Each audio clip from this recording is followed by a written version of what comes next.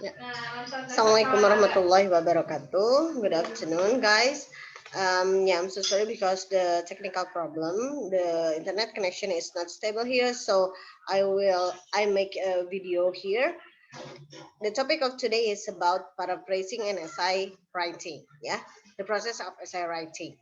Now I will share you my slide here. All right.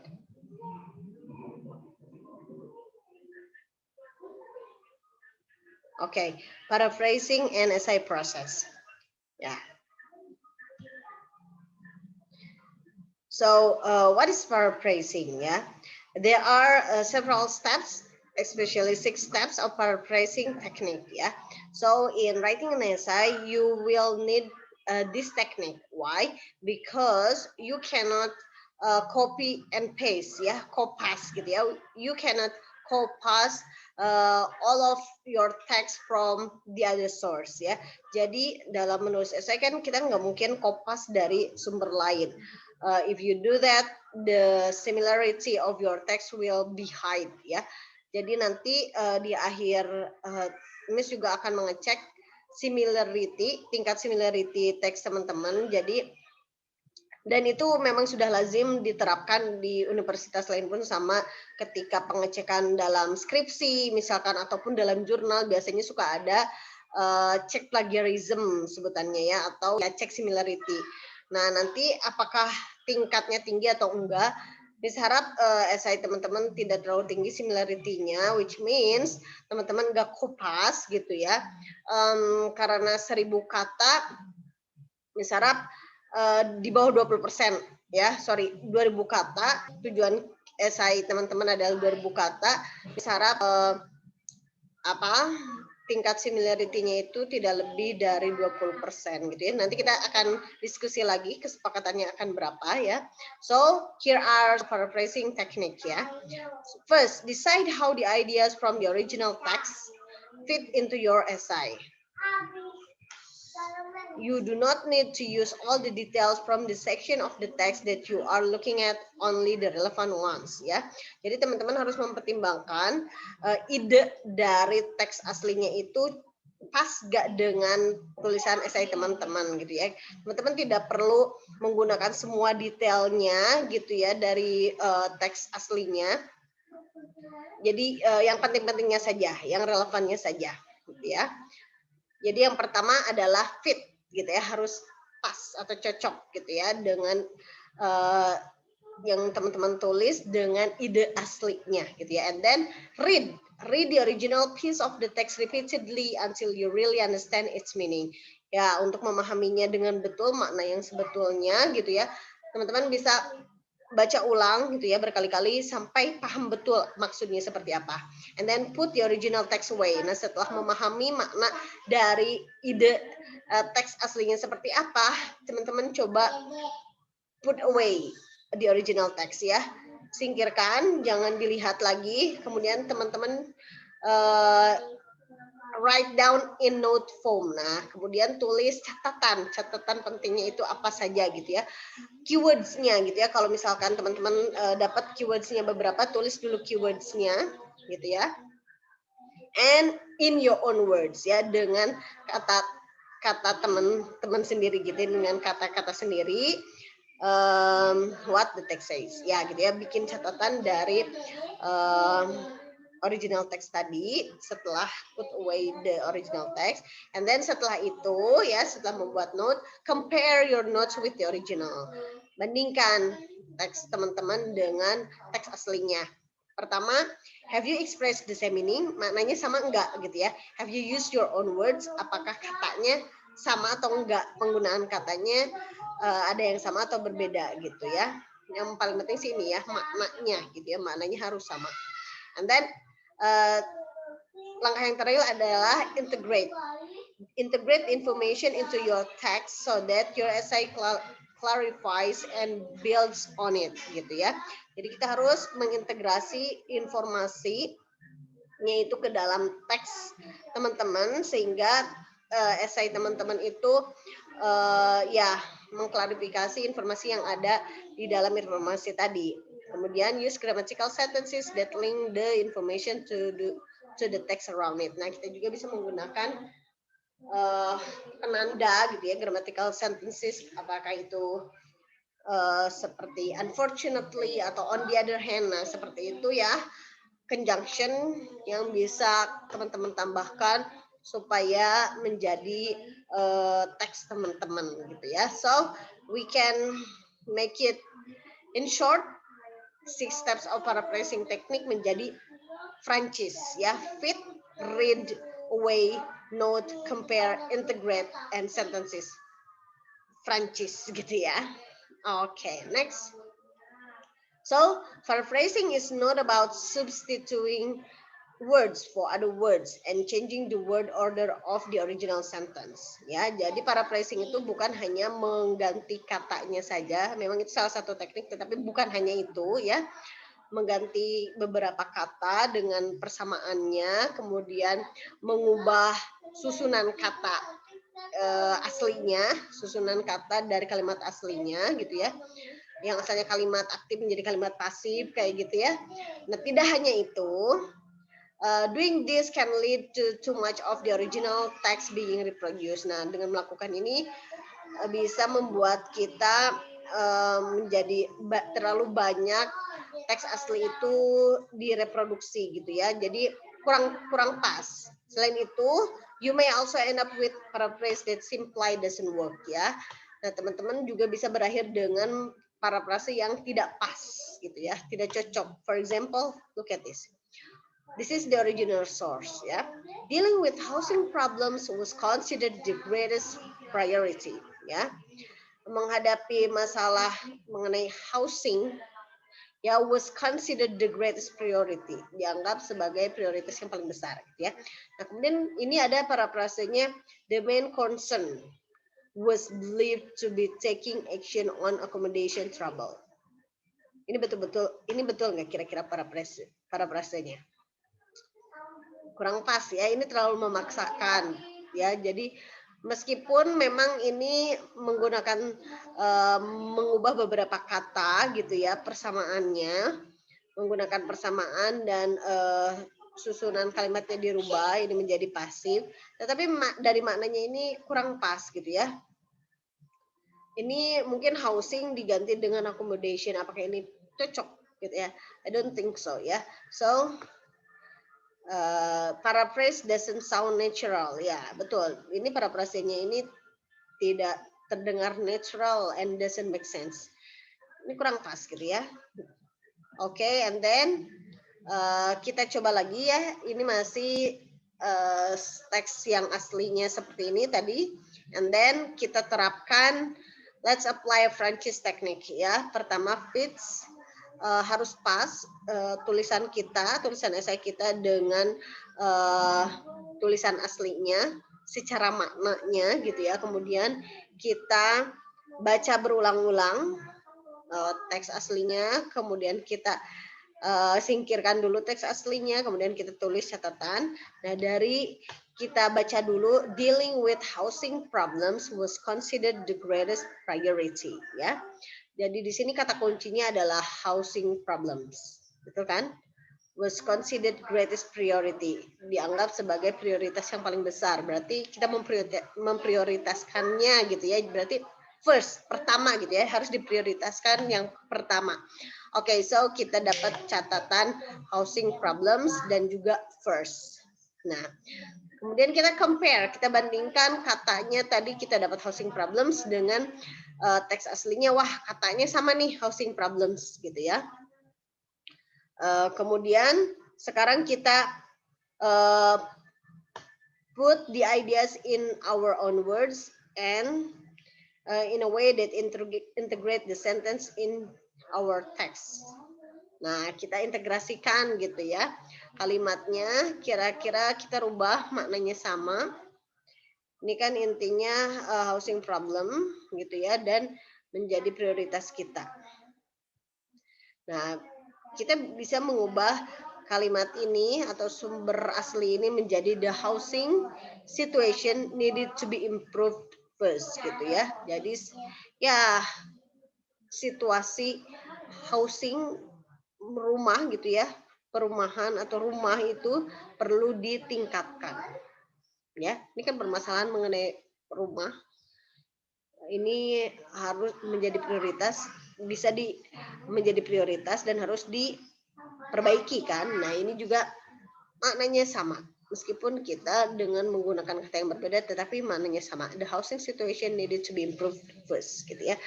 Jadi itu salah satu teknik paraphrasing ya. Kemudian, nah ini sebetulnya ada exercise ya. Ini untuk latihan teman-teman aja gitu ya. Ini nggak perlu dikumpulkan. So step 5, comparing. Nah kita harus membandingkan. Look at the following these paraphrases and compare them with the original text. Ya, do they express the same meaning and have the writers use their own words? Which is the best one? Ya, kita harus membandingkan. Ini teks aslinya. Ini paraphrase, teks paraphrase 1, 2, 3. Kita bandingkan 3 paraphrase ini dengan teks aslinya dan apakah mereka mengungkapkan maknanya yang sama dengan teks aslinya, apakah penulis itu menggunakan kata-kata mereka sendiri gitu ya, dan mana yang paling bagus ya. Teman-teman bisa analisis ini di rumah untuk latihan. And then next, the importance of integration. Ya, pentingnya mengintegrasikan itu apa? Okay, so quotation or paraphrase can never stand on their own.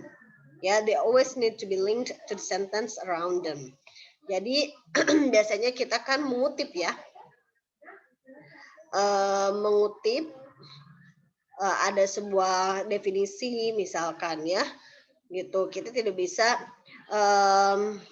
dan quotation itu tidak bisa berdiri sendiri. Mereka harus dikaitkan dengan kalimat sekitarnya gitu ya. Okay, here are the following examples. Ya, the following examples show two extremes ya.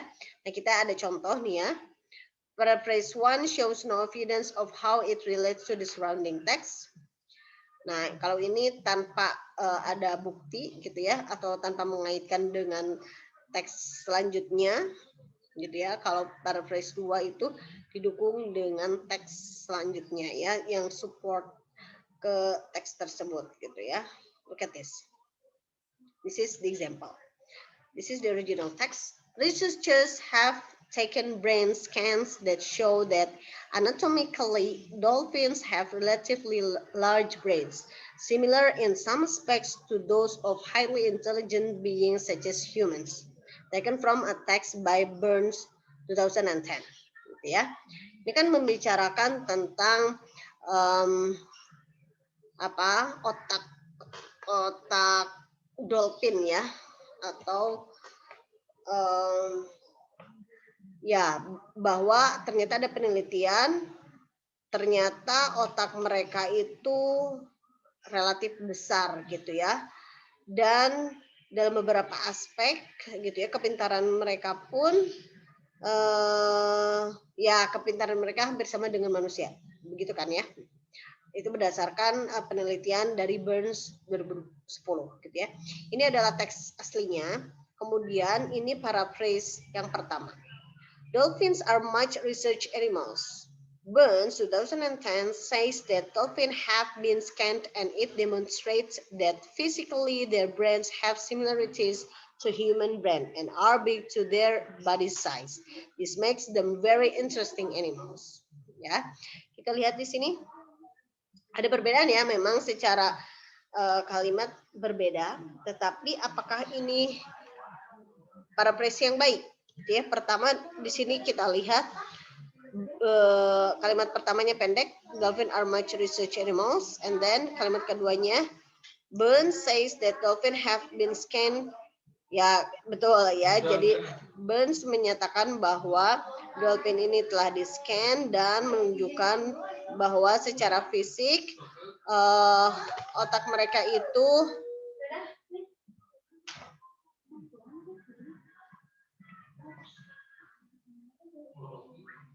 ya secara fisik brain mereka itu memiliki persamaan dengan otak manusia gitu ya. Dan ya otak mereka itu besar gitu ya kalau dibandingkan dengan body mereka gitu ya, tubuh mereka. This make them very interesting animals. Dan ini membuat mereka itu menjadi hewan yang menarik gitu ya. Nah ini paraphrase-nya. Nah apakah meskipun idenya mungkin ya hampir sama, tetapi di sini kelihatan bahwa si penulis itu kurang paham gitu ya dengan maksud dari hasil penelitian dari Burns ini. Berbeda dengan teks yang kedua ini, dolphins have always been considered reasonably intelligent based on the fact that humans could teach them tricks. There is now scientific evidence that dolphins' brains show similarities to human brains and are large for their body size. Burns 2010. If dolphins are even more intelligent than previously thought, this raises question about the way they are treated. Nah, berbeda kan? Berbeda jauh dengan paraphrase yang pertama ini. Paraphrase kedua ini si penulis benar-benar paham bahwa ini membicarakan memang tentang intelligence-nya gitu ya, kepintaran si dolphin ini dan mengaitkannya dengan teks selanjutnya gitu ya. Nah, di sini ini parafrasenya yang di bold ya. Nah, kemudian ini kalimatnya dia bikin sendiri. Ya, betul. Oh, pakai itu. Oh, gitu. Hati-hati ya, Nun ya. Oke. Ya, bisa. Oke, nah sekarang ini kalimat yang pertama ini kalimat yang dibuat oleh si penulis ya. Kalimat yang dibuat oleh si penulis dan ini adalah paraphrase-nya. Nah, setelah itu, nah di sini kan si penulis mengaitkan ya, mengaitkan intelligence dolphin dengan ini nih, how the way they are treated, gitu ya, bagaimana si dolphin itu diperlakukan, gitu ya, kalau mereka bisa mereka bisa menjadi hewan yang cerdas, gitu ya. Nah, gitu ya. Jadi intinya adalah paraphrasing bukan hanya sekedar mengganti beberapa kata dari kalimat sumber gitu ya, dan juga bukan hanya mengganti posisinya, tetapi kita harus benar-benar paham maknanya kemana dan kita bisa mengaitkan informasi di kalimat selanjutnya gitu ya supaya lebih kaya dan kita bisa racik sendiri dengan kalimat sendiri begitu ya. Oke. And then step 6 itu adalah integrate sentence is very important. Paraphrases are not language exercise in which you change some words. Ya, betul ya. Jadi integrate sentence itu sangat-sangat penting gitu ya. Kita harus menggabungkan kalimat yang kita paraphrase itu kemudian dengan ide kita maknanya sama menjadi satu kesatuan gitu ya. Bukan hanya sekedar mengubah kata gitu ya, bukan hanya sekedar merubah beberapa kata. And then paraphrases are representations of ideas of others and it should be integrated in a way that shows that the original source is understood and how it relates to the new idea that is being developed. Ya, jadi paraphrase itu adalah representasi ide orang lain gitu ya. Dan harus diintegrasikan dengan cara yang menunjukkan si sumber aslinya itu dipahami gitu ya. Bagaimana sumber aslinya dipahami dan bagaimana ia itu berkaitan dengan ide baru yang dikembangkan gitu ya. Jadi kita setelah kita memahami sebuah ide, kita ganti katanya dengan kata-kata sendiri dan kita bisa menambahkan ide baru yang kita punya gitu ya. Dan dibuatlah kalimat yang baru gitu ya, kalimat atau paragraf yang baru seperti itu. To do this, introduce the paraphrase clearly. Think about how they fit in with your essay and comment on their meaning afterward. Think about what they mean. Ya, gitu ya. Jadi memang introduce paraphrase itu harus jelas gitu ya. Bagaimana teks yang kita buat itu sesuai dengan sumber aslinya gitu ya. Secara makna ini maknanya sama enggak, kemudian kita harus memberikan komen dari yang kita paraphrase itu gitu ya. Alright, and then ini sebetulnya ada latihan lagi ya, tetapi ini untuk latihan pribadi aja, tidak perlu dikumpulkan. So, exercise 2, integrate sentences. The text below is paragraph that comes before the paraphrase. Which of the two paraphrases underneath would integrate well after the paragraph? Oke, jadi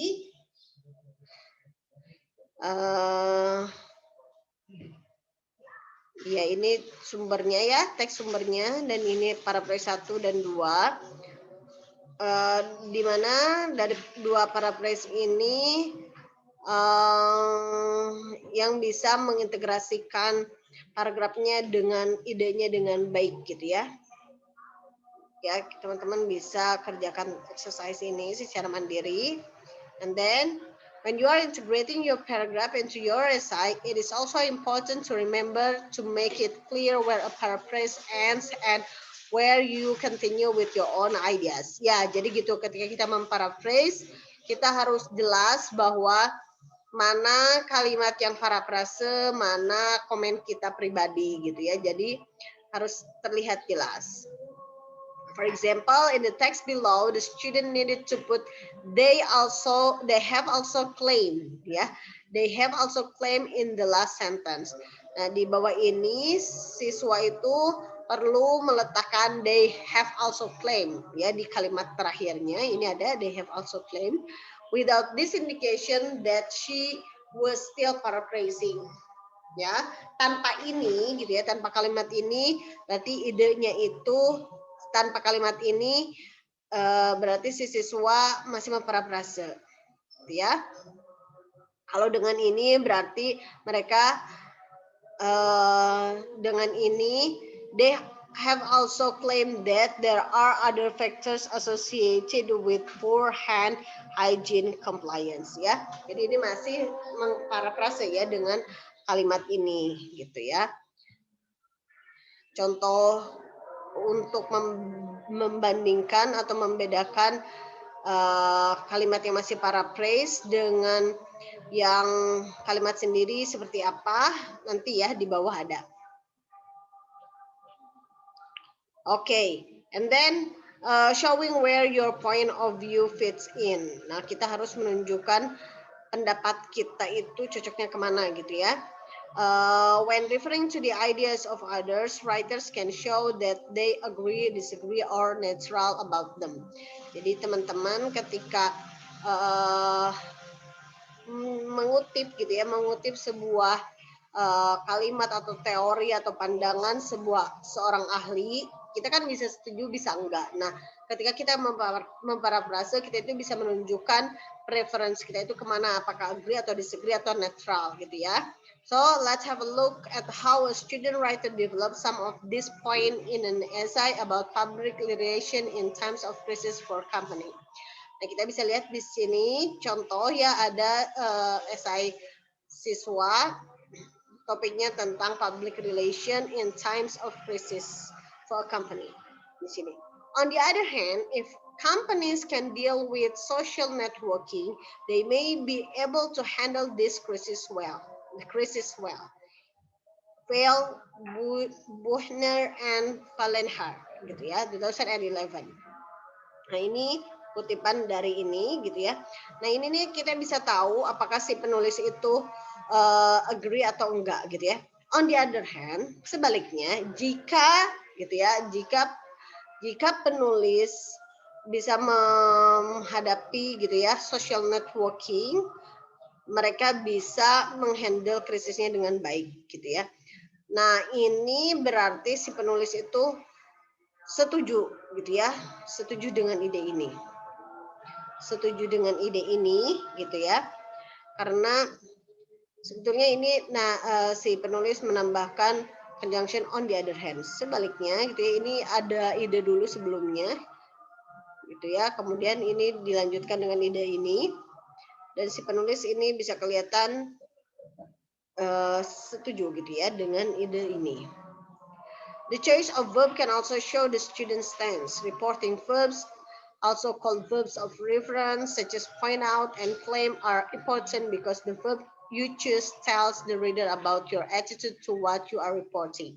Ya, jadi pemilihan kata kerja itu menunjukkan posisi teman-teman gitu ya. Jadi reporting verbs atau verb of reference seperti point out, claim itu sangat penting karena kata kerja yang teman-teman pilih atau kata kerja yang teman-teman ceritakan ke si pembaca itu menunjukkan attitude teman-teman sebagai penulis terhadap apa yang teman-teman tuliskan gitu ya. And in the following example, the student uses the verb point out, which indicates that she agrees with the research. Ya, jadi kalau kata-kata seperti point out menunjukkan gitu ya, itu menunjuk secara tidak langsung you agree with that idea gitu ya. Ini contohnya. Holmes points out that when a company is perceived as being responsible for the crisis, accommodative strategies should be used in order to emphasize image repair. Nah, di sini points out ya, itu berarti si penulis setuju akan ide ini. Kan? The verb points out is used to present fact. So if you say that an author points something out, you are saying that they are a fact ya. Yang menunjukkan itu digunakan untuk menunjukkan fakta ya. Jadi jika teman-teman menyatakan bahwa si penulis itu point out something gitu ya, menunjukkan sesuatu, berarti teman-teman mengatakan bahwa yang mereka katakan itu adalah sebuah fakta ya. Itu artinya teman-teman agree gitu ya bahwa itu sebuah fakta. If you use the verb claim, you are saying that what the author says may not be true or is certainly not generally accepted. Nah, tapi kalau misalkan teman-teman menggunakan Holmes claim gitu kan ya. Nah, kalau claim itu mengklaim kan ya, dari konotasinya pun berbeda, itu tuh menunjukkan bahwa si penulis apa yang si penulis katakan itu tidak benar ya, atau pada umumnya tidak diterima ya. Mengklaim misalkan Malaysia mengklaim bahwa batik adalah aslinya dari mereka gitu ya, itu kan mengklaim ya, berarti apa yang mereka katakan itu tidak benar. Jadi kita harus benar-benar paham apa itu maknanya gitu ya. Jadi dalam pemilihan reporting verbs ya, reporting verbs seperti ini, nah nanti kan teman-teman akan banyak menggunakan, kalau mengarah beberapa teori kan, ini akan banyak reporting verb yang teman-teman gunakan. Jadi teman-teman harus benar-benar paham maknanya apa gitu ya. Ini baru beberapa ilmu bahwa points out itu menunjukkan fakta, berarti teman-teman agree dengan fakta tersebut gitu ya. Tapi kalau claim berarti itu menunjukkan bahwa apa yang dikatakan si penulis itu tidak benar ya, atau pada umumnya tidak diterima. Gitu ya, itu perbedaan dari claim dengan point out. Sebetulnya ada banyak banget reporting verbs ya. Nanti ada di bawah reporting verbsnya seperti apa.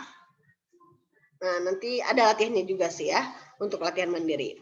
Okay, so it is therefore very important that you understand the exact meaning of the verbs that are frequently used to report the research of others. Ya, jadi sangat penting untuk teman-teman pahami makna yang sebenarnya dari kata kerja yang sering digunakan untuk melaporkan penelitian orang lain gitu ya. Seperti tadi points out, claim, misalkan ada states dan lain sebagainya, assert gitu ya, dan lain sebagainya, itu harus dipahami. And then some students try to avoid repeating themselves by using the verb as synonymous. However, they have different meaning. Nah, ini juga hati-hati. sebagaimana tadi kan katanya untuk menghindari tingkat similarity yang tinggi kita harus paraphrase dan bisa merubah beberapa kata dengan sinonimnya. Tetapi hati-hati juga gitu, maknanya benar-benar sama atau tidak. Nah kalau tadi misalkan reporting verbs-nya gitu ya, apakah ini sama atau enggak dengan maknanya gitu ya. Dan jangan salah gitu. And then although it is important to vary your language, it is more important to express yourself correctly. Nah, untuk penting juga untuk kita untuk varietas gitu ya. Ya untuk beragam gitu bahasanya gitu ya. Supaya tidak monoton gitu ya. Itu juga penting untuk mengungkapkan ya ide teman-teman secara tepat gitu ya. Oke, so nah ini ya sebetulnya ada banyak reporting verbs. Contohnya di sini ada urge gitu ya. Urge itu artinya adalah state something and give the reason why it is true gitu ya. Dan ada assert, ada claim, indicate, point out, propose, acknowledge, allege, demonstrate, imply, prove, suggest. Nah teman-teman ini sangat penting sih ya menurut saya ini sangat penting. Teman-teman ini bisa gunakan untuk esai teman-teman atau bahkan nanti ketika skripsi ya reporting proof-nya. Jadi latihan mandiri teman-teman bisa cari ini match the verb with the meaning ya, with their meanings. Ini dicari makna yang pas dari masing-masing kata yang di sebelah kiri ini gitu ya. Okay, and then next. Now, in the following extract, the writer says neutral. She discusses different research positions and some of the criticism and support that these have received, but underline section, she underlines section, but does not indicate which position she find most valuable. Oke, nah di sini kalau tadi kan kalau kita pendapat gitu ya, sependapat atau setuju dengan ide si penulis gitu ya, ide seorang ahli, kita bisa menggunakan points out. Kalau enggak setuju berarti kita bisa gunakan claims ya. Nah, ini contoh untuk yang netral gitu ya. Kita netral. Di sini si penulis mendiskusikan beberapa research position ya dan beberapa kritiknya apa and mendukung dan mendukungnya kenapa mereka itu diterima gitu ya. Oke, kita baca dulu ya. Saratan Coase suggests that there are three main feminist research positions. First, feminist empiricism is less radical. The second position is the feminist standpoint, which suggests knowledge is based on experience.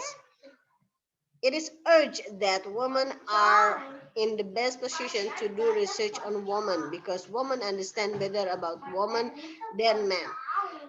Hence, women have unique opportunities to do research. It is therefore most accepted by feminists as it is closest to the mainstream of feminist origin. Finally, feminist postmodernism is the more recent perspective which blah blah blah refuses the usage of dualist group of thoughts.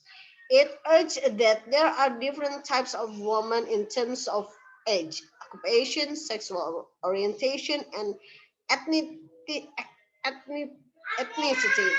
Hence, different standpoints need to be adopted.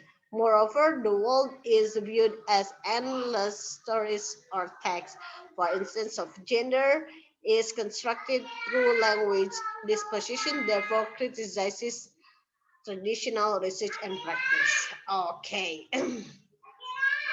Ya, jadi ini si penulis menunjukkan ada tiga ya, ada tiga pandangan mengenai feminis kan.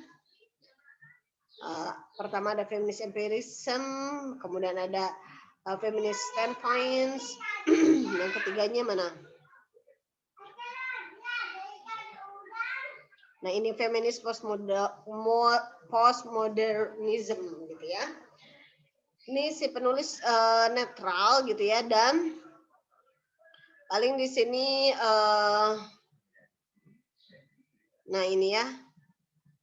Nah, kenapa dan selain netral gitu ya, si penulis pun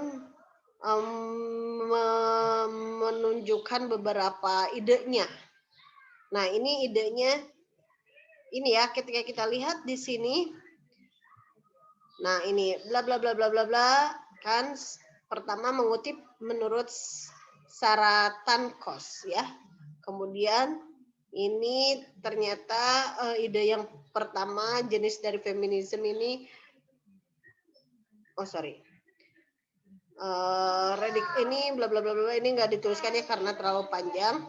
Kemudian nah ide posisi yang kedua, second positionnya itu feminist standpoint ini dari ahli yang lain gitu ya. Nah setiap mengutip ini diakhiri dengan dalam kurung gitu ya. Ini nama orangnya, nama ahlinya, ini tahunnya. Nah ketika kita menggunakan atau menyatakan ide kita sendiri, kita tidak pakai nama itu ya, atau di luar dari citation ini gitu ya. It is urged that, nah ini berarti ide si penulis ya. It is urged that women are in the best position to do research on women because women understand better about women than men. Hence, women have unique opportunities. Sorry, ya. Oh, ini masih ide dari Sarah Tankos ya. Tetapi ini ditunjukkan perbedaan gitu ya. Ketika kalau kalimat ini kita mengutipnya ke siapa, titiknya sampai di sini. Kemudian kita buat kalimat baru ini kita mengutipnya ke orang lain. Kemudian, nah ketika ide pribadi gitu ya, atau pendapat pribadi ini di luar kutipan nih ini. It is therefore most accepted by feminists as it is closest to the mainstream of the feminist origin. Nah ini komennya gitu ya. Jadi ketika kita memparaphrase, kita tidak hanya merubah kata ataupun membuat sebuah ide dengan kalimat sendiri, tetapi kita juga harus ada komennya gitu ya. Di sini contoh yang bagus, si penulis ini memparaphrase 3 teori ya, atau 3 sumber.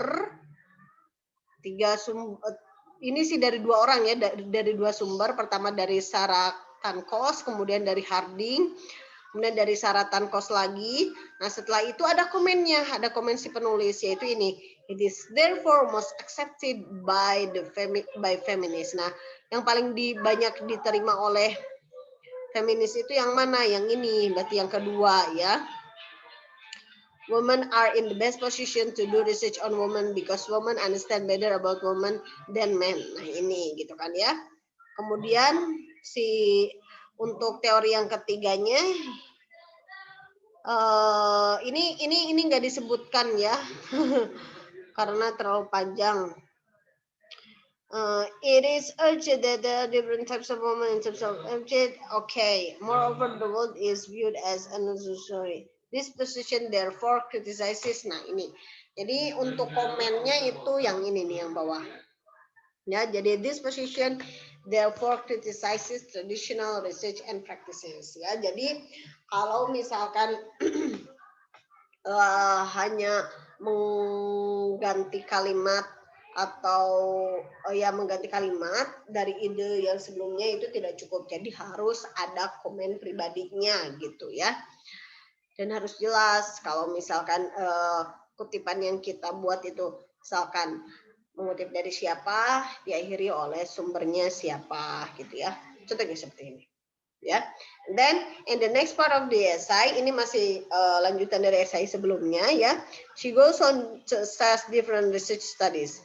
Notice how the student managed to give her opinion very clearly and how it has been informed by the general criticism of the different research position that were mentioned in the extract above ya. Nah, di sini di bawahnya setelah 2 paragraf, 1 paragraf tadi ini di bawahnya ada komen lagi.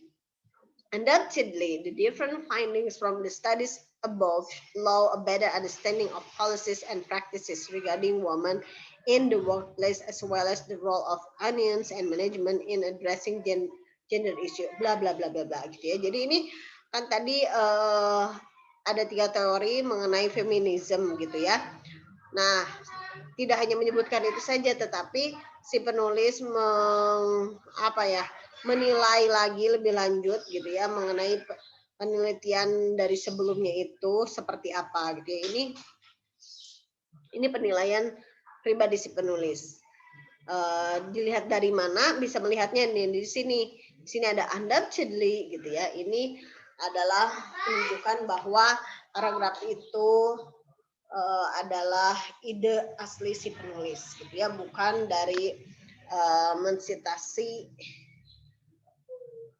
ahli lain seperti itu ya. Atau contoh lain misalkan apa, kalau saya sih dulu suka menulisnya it can be concluded that gitu ya, kalau mau menyimpulkan gitu ya. Jadi itu kelihatan bahwa oh ini simpulan yang ditarik oleh si penulis kita gitu ya, bukan ahli yang tadi disebutkan seperti itu.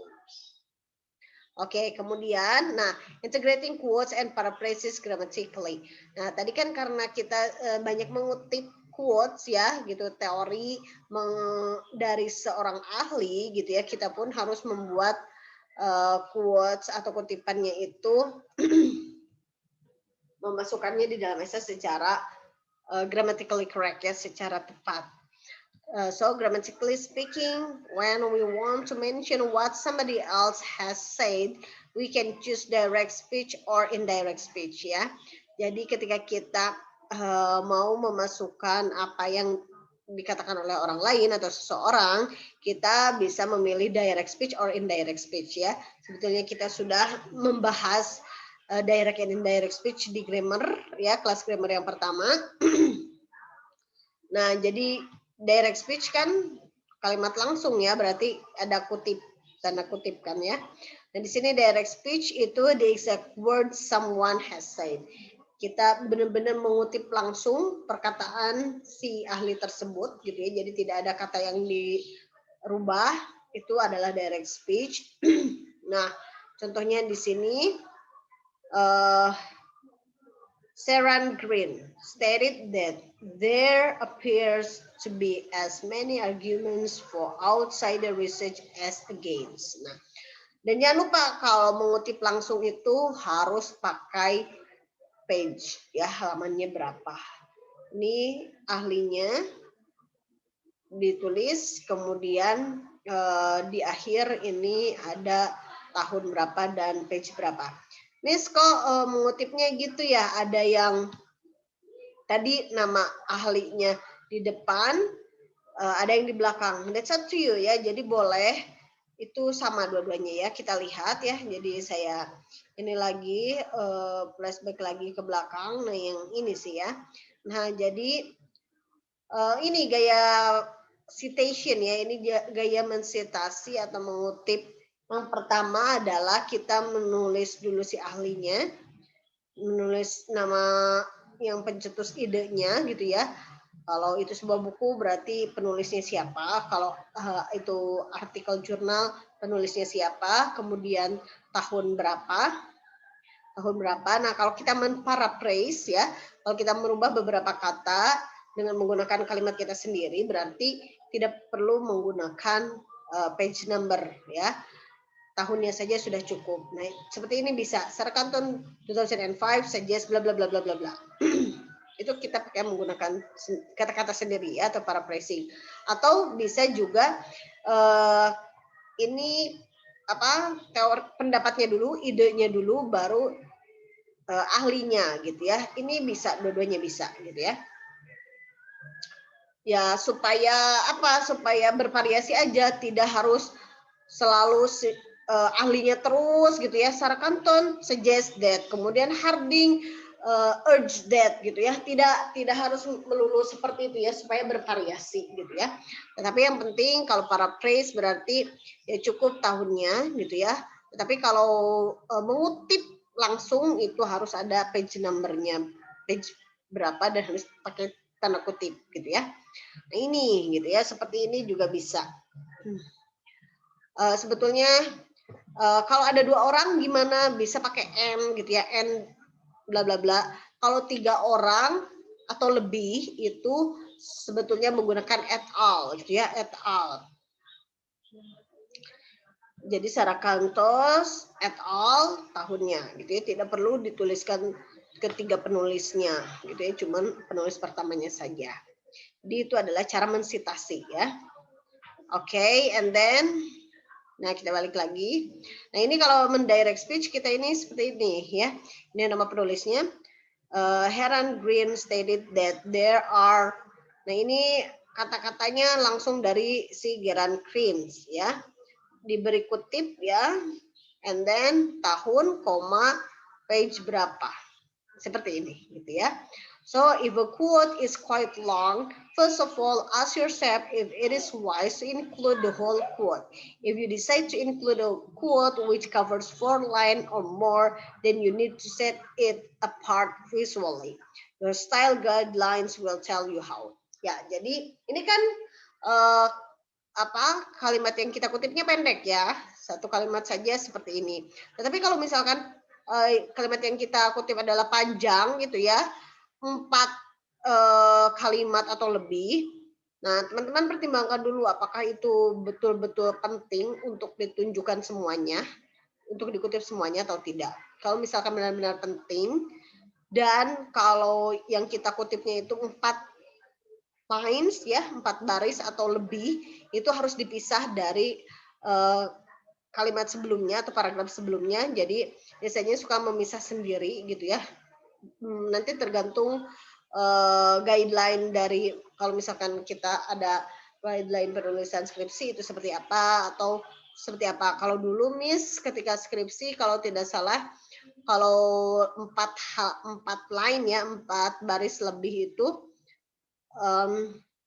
fontnya lebih kecil 10 dan memang menjoroknya pun berbeda gitu ya, agak lebih kecil gitu. Menjoroknya jadi lebih lebar gitu ya. Seperti itu ya. Jadi itu adalah cara penulisan untuk quote, direct quotes. Nah, kemudian kita juga bisa menggunakan indirect speech ya, kalau misalkan kita memparaphrase berarti ya. Direct speech also referred to as reported speech. It reports what somebody has said. It used where we make changes to the words that we originally written, which is why we find it in paraphrases. Ya, jadi ketika kita menggunakan indirect speech itu artinya kita telah mengubah beberapa kata ya dengan kalimat sendiri, tidak menggunakan ide atau kata dari ahli tersebut gitu ya. Kita mengganti beberapa kata yang aslinya, akhirnya kita paraphrase dan kita gunakan indirect speech ketika memparaphrase. Ini kan contohnya. Sharon Green states that gitu ya. Ciri-cirinya indirect speech kan ada that ya. States that outsider research seem to have the same number of benefit as drawbacks gitu ya. Seperti itu gitu ya. Kemudian selain ini juga, nah ini kata-katanya bisa menggunakan they discussed gitu ya, they examined gitu ya, the potential problems, the author show, the author reports, ini kata-kata reportingnya gitu ya, reporting verbnya, they suggest, they show gitu ya, they suggest that these data could be interpreted in different ways. They show how these data could be interpreted in different ways. Ini ya, ini bisa. Ya, ini adalah salah satu beberapa contoh paraphrase menggunakan indirect speech tentunya. Okay, so yeah, that's all about paraphrasing. Panjang juga ya. And this is the writing process. Ya, jadi mulai minggu depan kita akan menerapkan writing process. Writing process itu ya, jadi memang proses menulis itu tidak sekali jadi, tetapi proses yang panjang. Pertama kita harus planning dulu, kita bikin outline gitu ya, planning dulu, kemudian analyzing the question or producing an outline, karena kita ada topik atau essay question gitu ya, kita analisis dulu. Kemarin kita udah menganalisis dan sudah kasih ya essay topiknya apa. Nah, setelah dianalisis, kita bikin outline-nya. untuk 2000 kata berarti akan teman-teman harus benar-benar detail, akan dibuat kira-kira berapa paragraf gitu ya. Kalau kita mengangkat isu masalah-masalah di dunia pendidikan di Indonesia, berarti apa aja yang isu-isu yang penting yang akan diangkat gitu ya, disebutkan, and then kemudian teman-teman mulai mencari sumber gitu ya. Jadi sebelum mencari sumber kita harus bikin outline dulu gitu ya. Kira-kira apa saja yang akan dimasukkan gitu ya supaya terarah gitu ya. Jangan mencari sumber dulu gitu. Kemudian bikin outline gitu ya. Tapi bikin outline dulu baru mencari sumber supaya kita terarah atau satu tujuan kita akan membuat seperti ini gitu ya. Tetapi nanti akan diperkaya dengan sumber-sumber yang kita baca. Dan setelah itu drafting, proses draft ke satu, kedua, jadi ya memang proses draftnya panjang gitu ya. Oke, and then setelah draft pertama sudah jadi, itu kita akan ada proofreading gitu ya, and presentation ya. Proofreadingnya kita akan nanti kita akan lihat proofreadingnya seperti apa. Proofreading itu ya kita mengevaluasi gitu ya, memberi feedback, menilai gitu ya apakah esainya ini ada yang bisa diimprove atau enggak gitu ya, and then analyzing essay feedback, dan nanti kita analisis juga essay feedbacknya seperti apa ya. Ini prosesnya panjang, jadi dalam satu essay kita akan beberapa pertemuan ya. Oke, nah minggu depan tadi seperti Miss bilang, kita akan mulai ke proses planning, analyzing, researching, or making notes. Teman-teman bisa praktekkan di rumah dan mulai ke drafting pertama 1000 kata dengan topik ini. Ya, here is our first essay topic or question. In your opinion, what are the most serious education problems we are currently facing in Indonesia? Identify possible solutions and say whose responsibility these are, gitu ya. Nah, dari sini teman-teman harus menghasilkan outline dulu ya untuk minggu depan. Outline untuk 2000 kata seperti apa, nanti minggu depan teman-teman presentasikan, plus masuk first draft yang pertama yaitu 1000 kata. Okay? So, thank you for watching and see you on the next video. Assalamualaikum warahmatullahi wabarakatuh.